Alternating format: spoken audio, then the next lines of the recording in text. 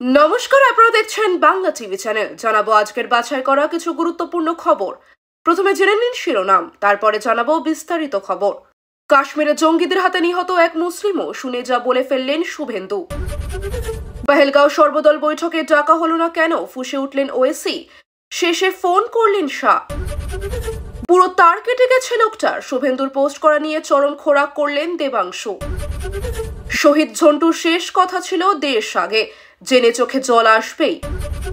সীমান্ত বন্ধ করা ঠিক নয়, এটা খারাপ হচ্ছে, দেশ ছাড়ার আগে বলছেন পাকিস্তানিরা।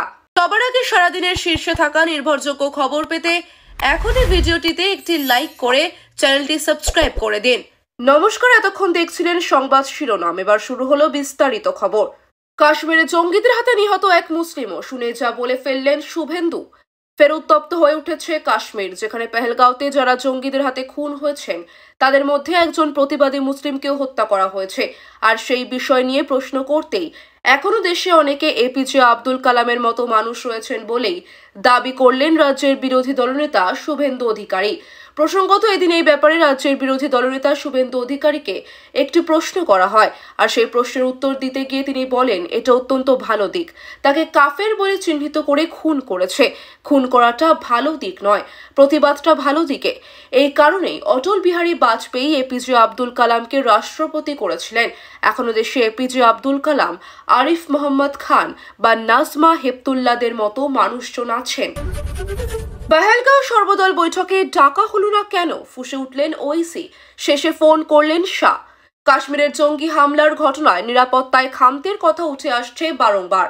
সেই আবহে দিল্লিতে সর্বদল বৈঠক ডেকেছে কেন্দ্রীয় সরকার, কিন্তু সেই সর্বদল বৈঠক নিয়ে বিতর্ক দেখা দিল, কারণ অল ইন্ডিয়া মজলিসে ইত্তেহাদুল মুসলিমিন সাংসদ আসাদুদ্দিন ওয়েসি দাবি করেন ওই বৈঠকে রাখা হয়নি তাকে। সর্বদল বৈঠকের নামে কেন এই দ্বিচারিতা, প্রশ্ন তুলেছেন তিনি। শেষ পর্যন্ত কেন্দ্রীয় স্বরাষ্ট্রমন্ত্রী অমিত শাহ তাকে ফোন করেন বলে খবর। মঙ্গলবার কাশ্মীরের পেহেলগাঁওয়ে জঙ্গিদের হামলায় প্রাণ গিয়েছে ২৬ জন নিরীহ মানুষের। সেই নিয়ে সর্বদল বৈঠকের ডাক দেয় কেন্দ্রীয় সরকার, কিন্তু সেই বৈঠক থেকে তাকে বাদ দেওয়া হয়েছে বলে অভিযোগ করেন ওইসি। সোশ্যাল মিডিয়া লেখেন, পেহেলগাঁও সংক্রান্ত সর্বদল বৈঠক নিয়ে গতকাল রাতে কিরেন রিজিজুর সঙ্গে কথা হয়। উনি জানান অন্তত ৫ থেকে ১০ সাংসদ রয়েছেন, এমন দলগুলিকেই বৈঠকে ডাকার কথা ভাবছেন ওরা। কেন ছোট দলগুলিকে ডাকা হবে না জানতে চাইলে জানান তাতে বৈঠক দীর্ঘায়িত হতে পারে। ছোট দলগুলির কথা বলতে গেলে রসিকতা করে জানালেন, আমার গলা নাকি এমনিতেই চড়া। এটা বিজেপি বা অন্য দলের অভ্যন্তরীণ বৈঠক নয়। সর্বদল বৈঠক থেকে সন্ত্রাসের বিরুদ্ধে একজোট হওয়ার বার্তা নয়। নরেন্দ্র মোদী সকলের কথা শুনতে ১ ঘন্টা সময়ও খরচ করতে পারবেন না। ওইসিকে কেন বৈঠকে ডাকা হলো না সে নিয়ে বিতর্ক হতে সময় লাগেনি। এরপরই বিকেলে খবর আসে শাহ ফোন করেছেন ওইসিকে, তিনি বৈঠকে যোগ দিতে পারেন বলে জানিয়েছেন। ওইসি সেই খবরে শিলমোহর দিয়ে বলেন, জাতীয় স্বার্থেই সর্বদল বৈঠক ডাকা হয়। স্বরাষ্ট্রমন্ত্রী এই মাত্র ফোন করেছিলেন, জানতে চাইলেন আমি কোথায় আছি। বৈঠকে যেতে বলেছেন উনি। সবচেয়ে আগে যে টিকিট পাওয়া যাবে তা কেটে দিল্লিতে সর্বদল বৈঠকে যাচ্ছি আমি। বৃহস্পতিবার সন্ধে সর্বদল বৈঠকে যোগ দেবে সব রাজনৈতিক দল। পুরো তার কেটে গেছে লোকটার, শুভেন্দুর পোস্ট করা নিয়ে চরম খোরাক করলেন দেবাংশু। পেহেলগাঁওয়ে পর্যটকদের হত্যা করার ঘটনায় গোটা দেশ তেতে উঠেছে। নির্মমভাবে গুলি করে জঙ্গিরা হত্যা করেছে পর্যটকদের, আর তাতে শান্ত শুভ্র ভূস্বর্গ রক্তাক্ত হয়ে যায়। হাহাকার নেমে আসে একের পর এক পরিবারে। এবার জঙ্গি হামলায় ২৬ জন পর্যটকের মৃত্যু হয়েছে বলে ভারত সরকার জানিয়েছে। এই ঘটনার প্রতিবাদে আজ বৃহস্পতিবার পশ্চিমবঙ্গ বিধানসভার গেটে পাকিস্তানের জাতীয় পতাকা পোড়ালেন বিজেপি বিধায়করা, যার নেতৃত্বে ছিলেন বিরোধী দলনেতা শুভেন্দু অধিকারী। সেখানে তিনি দেশ বিরোধী স্লোগান তুলেছেন, দাবি করেছে তৃণমূল কংগ্রেস। সেই রেশ কাটতে না কাটতেই এবার সোশ্যাল মিডিয়ায় একটি চরম খোরাক করলেন তৃণমূল কংগ্রেসের আইটি সেলের ইনচার্জ দেবাংশু ভট্টাচার্য। সুতরাং চরম অস্বস্তিতে পড়েছে বিজেপি। এই হত্যাকাণ্ডে বাংলার ৩ জন নাগরিক মারা যান, জানিয়ে এখন জোর চর্চা জারি রয়েছে সর্বত্র। এই বর্বরচিত হত্যাকাণ্ডের পাল্টা জবাব না দিলে শান্তি নেই, এমনটাই মনে করছেন অনেকে। এই আবহে ভারত সরকারের ব্যর্থতা উঠে আসছে। এই আবহে আজ বিধানসভার গেটে পাকিস্তানের জাতীয় পতাকা পরিয়ে শুভেন্দু অধিকারী স্লোগান দেন, হিন্দুস্তান মুর্দাবাদ। এই ভিডিও পোস্ট করে সোশ্যাল মিডিয়ায় খোঁচা দিয়েছে তৃণমূল কংগ্রেস। আর এবার শুভেন্দু অধিকারীর পোস্ট নিয়ে দেবাংশু ভট্টাচার্য লিখলেন, পুরো তার কেটে গেছে লোকটার। ওকে নাকি কে খবর দিয়েছে যে দুজন কাশ্মীরের লোক বারুইপুরের এই ঠিকানায় থাকছে। তারা নাকি ন্যানো বিম ইনস্টল করেছে। প্রথমত, কাশ্মীর ভারতের অংশ। একজন কাশ্মীরি দেশের অন্য কোনো প্রান্তে থাকা কোনো অপরাধ নয়, বরং যারা এটাতে নাক উঁচু করছেন তারা পাকিস্তানের দাবিকেই মান্যতা দিচ্ছেন। যাই হোক, আসল কথায় ফিরি। কাশ্মীরের পেহেলগাঁওতে শুধু ধরে ধরে হিন্দুদের হত্যা করা হয়েছে বলে অভিযোগ করল বিজেপি। এই হত্যাকাণ্ডের ঘটনায় তোলপাড় গোটা দেশ। আজ বৃহস্পতিবার বিধানসভার গেটে পাকিস্তানের পতাকা পোড়ালেন বিরোধী দলনেতা আর বললেন, হিন্দুস্তান মুর্দাবাদ। আর সোশ্যাল মিডিয়া পোস্ট করেন, বারুইপুরে থাকা কাশ্মীরি সদস্যরা নাকি ন্যানো বিম ইনস্টল করেছে।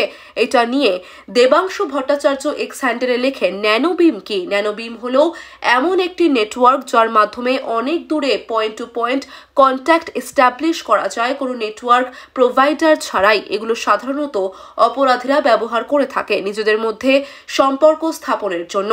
কিন্তু শুভেন্দুবাবু এটা কিসের ছবি দিয়েছে জানেন? এছাড়া এই ঘটনা নিয়ে এখন সোশ্যাল মিডিয়ায় চরম খেউর শুরু হয়ে গিয়েছে।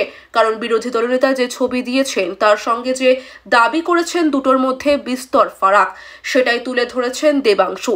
সুতরাং পরপর ফুল টস বল করছেন নন্দীগ্রামের বিধায়ক, আর সেগুলি ওভার বাউন্ডারি করছেন তৃণমূল কংগ্রেসের নেতারা বলে মনে করা হচ্ছে। তাই দেবাংশু ভট্টাচার্য তার এক্স হ্যান্ডেলের শেষে লিখেছেন, হাসবেন না বলুন, ন্যানোবিম বলে যেটার ছবি দিয়েছে ওটা জিও ফাইবার প্লাসের ইন্টারনেট রিসিভার। শহীদ ঝন্টুর শেষ কথা ছিল দেশ আগে, জেনে চোখে জল আসবেই। কাশ্মীরের কঠিন পরিস্থিতিতে দেশ রক্ষায় মোতায়েন ছিলেন বাংলার বীর সন্তান ঝন্টু সরকার। দুই পুত্র কন্যাকে রেখে দেশের সেবায় নিযুক্ত এই সাহসী জওয়ান সম্প্রতি জঙ্গিদের গুলিতে শহীদ হয়েছেন। তার এই আত্মত্যাগ গোটা জাতিকে কাঁদিয়ে দিয়েছে। ঝন্টু সরকার মুর্শিদাবাদের বাসিন্দা। দীর্ঘদিন ধরে ভারতীয় সেনাবাহিনীতে কর্মরত ছিলেন। সদা হাস্যময়, কর্তব্যনিষ্ঠ এবং দেশপ্রেমে ভরপুর ঝন্টু বাবার স্বপ্ন ছিল তার সন্তানরা যেন গর্ব করে বলতে পারে, আমার বাবা একজন বীর। তিনি কাশ্মীরের পুলওয়ামা জেলায় একটি অভিযানে অংশগ্রহণ করেছিলেন, যেখানে জঙ্গিদের অতর্কিত হামলায় তিনি গুলিবিদ্ধ হন। গুরুতর আহত অবস্থায় হাসপাতালে নেওয়া হলেও শেষ রক্ষা হয়নি। ঝন্টুর মৃত্যু সংবাদে তার গ্রামে নেমে এসেছে শোকের ছায়া।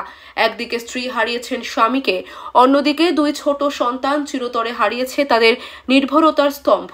তবে গ্রামের মানুষ, পাড়া প্রতিবেশী সবাই বলছেন, আমরা গর্বিত, আমাদের গ্রামের ছেলে শহীদ হয়েছে দেশের জন্য। ঝন্টুর এই আত্মত্যাগ নিছকই একটি মৃত্যুর ঘটনা নয়, এটি এক বীরের অমর কীর্তি। তার বলিদান প্রতিটি ভারতবাসীকে মনে করিয়ে দেয় স্বাধীনতা কেবল অধিকার নয়, এক বিশাল দায়িত্বও বটে। শহীদ ঝন্টুকে স্যালুট জানাচ্ছে গোটা দেশ। সীমান্ত বন্ধ করা ঠিক নয়, এটা খারাপ হচ্ছে, দেশ ছাড়ার আগে বলছেন পাকিস্তানিরা।